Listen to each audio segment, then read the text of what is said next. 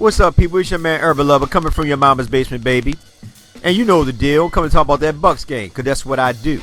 So, let's get right into it. The Lakers, well, actually, at the beginning of the game, you thought the Bucks were going to blow away with this one. They were playing on all cylinders. They were playing good defense and good offense. The Greek Freak, there was no answer for him. And yes, I'm going to say it, and I know a lot of fans are going to be upset again, but like I said before, my job is to critique players.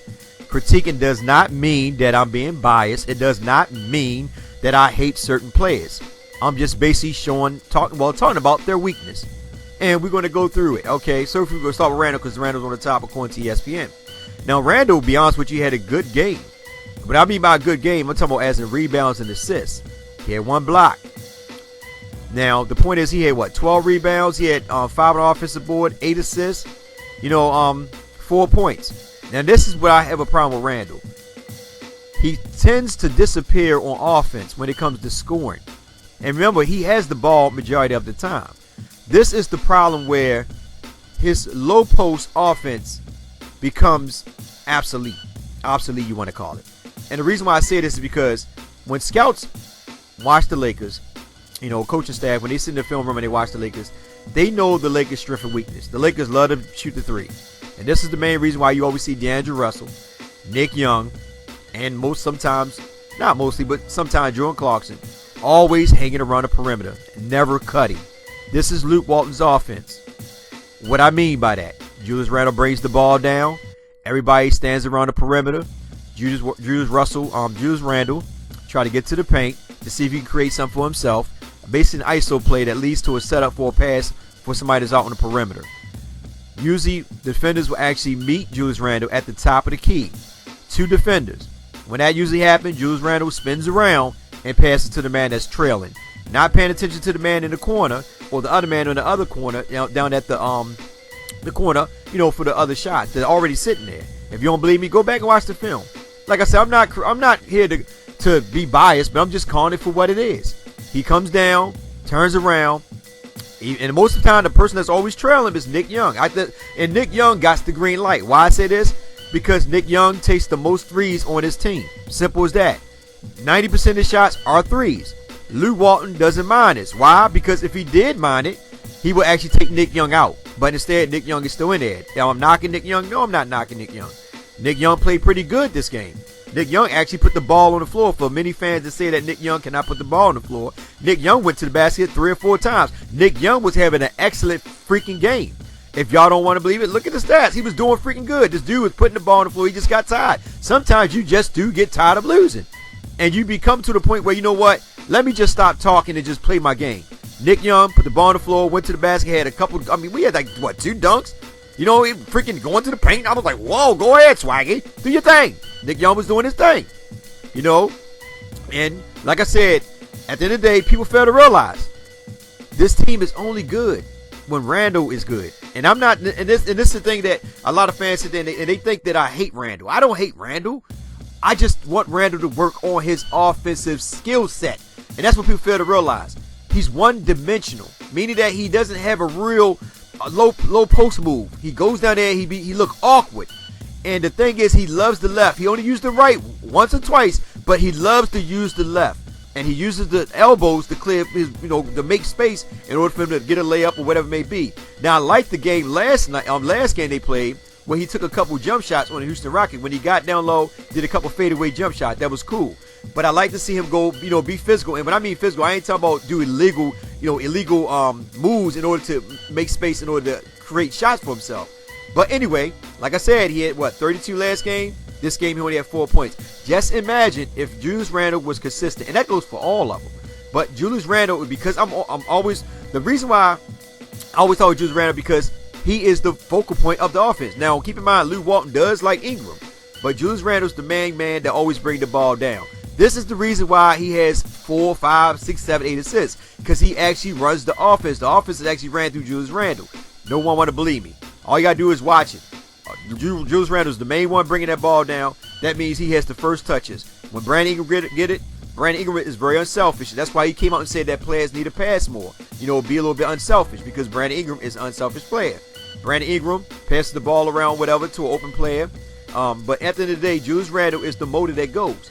Now, in order for these players to actually excel off of Julius Randle, he got to find them. This is what hurts Julius Randle because he doesn't have a good IQ when it comes to passing. Why I say that? Go back to my first statement when I said that when he comes down, the defense smothers the paint, preventing him from getting to the basket.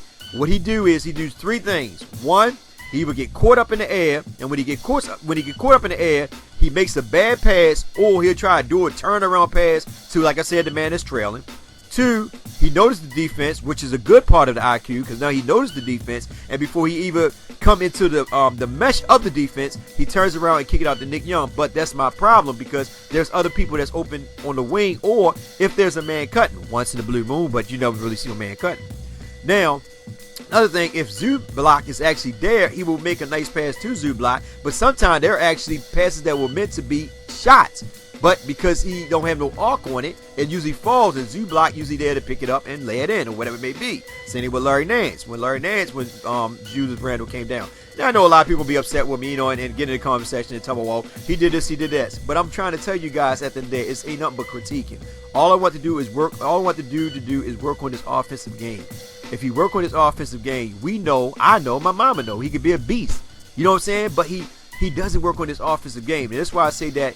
During this time of this part of the season is a good time for all of them to work on their game. Julius Randle, he's been basically taking threes, which I like. Not saying that he need to take 4 or 5 of them, but he's starting to work on his jump shot. And that's what I'm saying. At the end of the day, in order for the Lakers to get better, we as the fan got to expect more. We just can't be settled and say, okay, well, this is what I want. It's okay, blah, blah, blah. No, we got to want more. You know what I'm saying? And at the end of the day, we got to put pressure on these players. Why? That's what social media for, Twitter, all that. Because they're in there, Twitter and social media, reading our comments. Y'all think they not? Come on, man. Y'all need to wake up. But anyway, Brandon Ingram, he kind of like, he had a good defensive game, but offensive-wise, he kind of struggled. He was 4 for 11. Zubac, this guy, like I said before, he only played 29 minutes, but he came out, he had a solid game. He had 8 rebounds. He had 18 points. He was 9 for 15.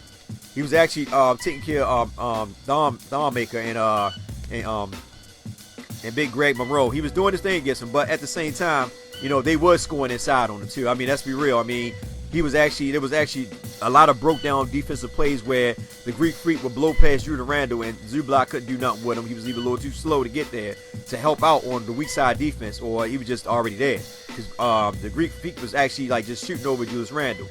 And I know a lot of people say, well, Greek Freak is 6'10", or 7 feet. I don't know what tall. I think it's 6'10". Julius Randle 6'9". I mean, at the end of the day, you got to be a little bit more physical. And like I said, when you're being physical, you can actually put body on a player to actually get him out of rhythm. Don't play off of him. But that's Julius Randle's biggest problem is that he plays physical a lot, but a lot of times he get a lot of tic-tac fouls. You know what I'm saying? Like he had 5 turns. I mean, he had a lot of fouls. Now, this game, he didn't have that many fouls. And that's why I was thinking, like, why he play a little physical. But it is what it is. Jordan Clarkson, another strong game. The only problem I had with Jordan Clarkson, once again, selling for 3-pointers. The dude took 11 of them. Don't need that many shots. This dude could have had another 30-point game if he actually went to the paint more. But instead, he settled for the 3-pointer. And that's why I say this is Lou Walton's system. And if it wasn't, then these guys wouldn't be shooting that many threes. He would send them down. Jordan Clarkson shot 11. Freaking Nick Young shot 8. And that's Nick Young game, but Nick Young did put the ball on the floor. And he had, like I say, he had a good game. Larry Nance shot 2, which ain't bad. I mean, that was kind of cool for him to shoot. He shot the last one at the end. It didn't matter. Now, Larry Nance had a good game, too. He had 4 rebounds, 2 assists, 4 steals. And like I said, y'all, and I told y'all over and over again, I know that Lou Walton praised Nick Young defense, but Larry Nance, to me, is the best defender on that team. He's much more energetic. He plays off the ball. He know how to get in the lanes to get steals. He he blocks. I call him Mr. Utility. This is the reason why I call him Mr. Utility, because he's everywhere. But anyway, Larry Nance had another good game. Good game. 7-7 from the free throw line. This is what I'm saying. Like, the Lakers' biggest Achilles heel is that they got to also learn how to hit free throws.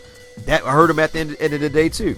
Now, Robinson, he got to play 5 minutes only because of the Nick Young and D'Angelo Russell situation. He came in, didn't do too much, but yet when him and which comes on the floor, they was very high energy, and they actually helped the Lakers get back in the game.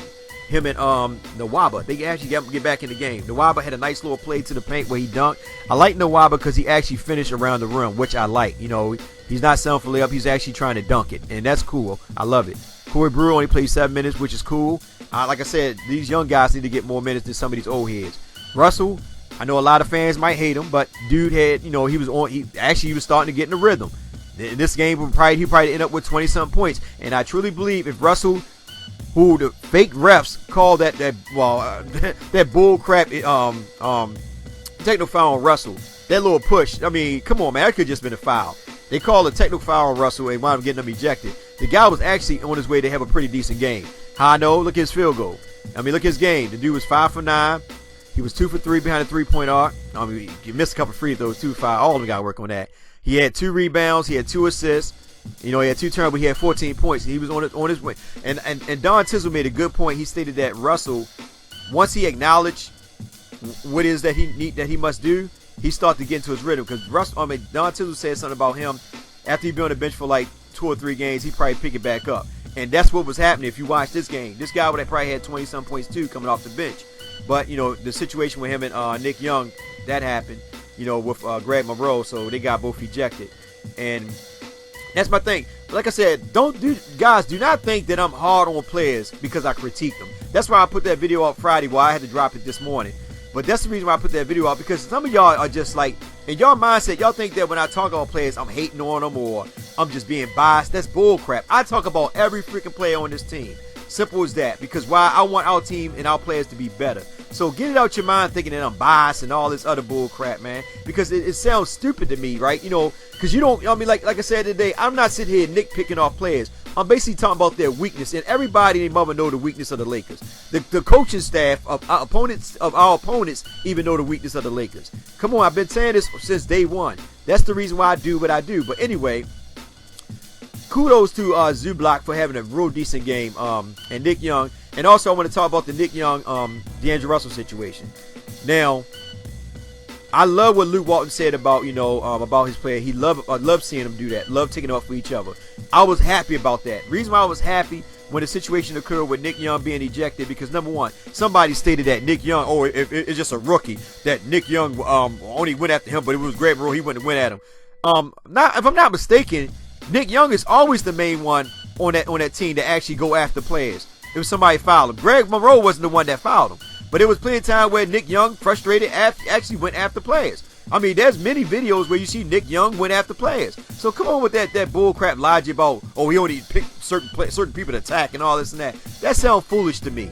The point is, at the end of the day, and that goes back to what I said about the Randle elbow. So it's okay to defend Randle elbow, but yet you're going to talk about Nick Young not going after Greg Monroe because Greg Monroe is a bigger dude. See, that's that bias stuff right there to me. See, you pick and choose your battles, and that's stupid to me. It's real stupid to me. You know what I'm saying? It don't make any sense. Kudos to the Lakers, and kudos for D'Angelo Russell and Brandon Ingram, even Larry Nance. Kudos to them guys for sticking up for Nick Young. That goes to show that they got more love for each other than what the outside fans looking in expect.